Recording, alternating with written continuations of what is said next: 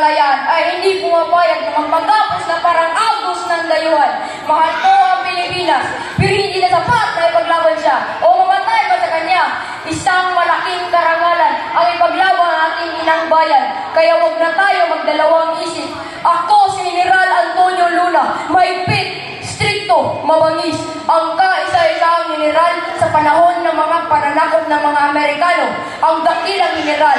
Nagtapos ang buhay sa kamay ng mga tauhan ni Emilio Aguinaldo.